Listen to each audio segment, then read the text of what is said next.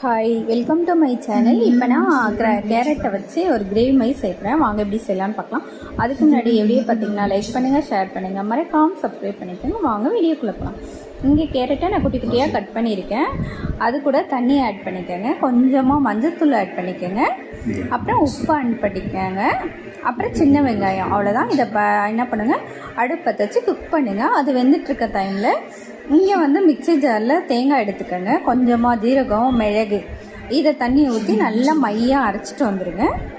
இப்போ கேரட் பாருங்கள் நல்லா வெந்துருச்சு. இப்போ அது கூட என்ன பண்ணுங்கள், குழம்பு மிளகாத்தூள் அதை ஆட் பண்ணிக்கோங்க, அப்புறம் தனியாத்தூள் அதையும் ஆட் பண்ணிக்கோங்க. இப்போ அரைச்சி வச்சுருக்க தேங்காய் பேஸ்ட்டு அதையும் ஆட் பண்ணி அதுக்குள்ளே தண்ணி கொஞ்சம் சேர்த்து ஆட் பண்ணி நல்லா கொதிக்க விடுங்க.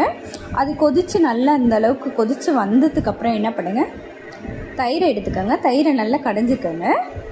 அதை கடைஞ்சிட்டு தயிரையும் ஆட் பண்ணிவிடுங்க. ஆட் பண்ணிவிட்டு ஒரு 2 நிமிஷம் கொதிக்க விடுங்க. அதை கொதிக்க விட்டுட்டு இறக்கிடுங்க.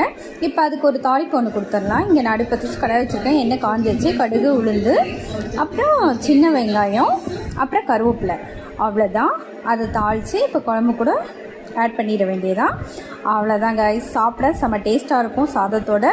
ட்ரை பண்ணி பாருங்கள். ட்ரை பண்ணி பார்த்துட்டு எனக்கு லைக் பண்ணுங்கள், ஷேர் பண்ணுங்கள், மறக்காமல் சப்ஸ்கிரைப் பண்ணிக்கோங்க. Thank you guys.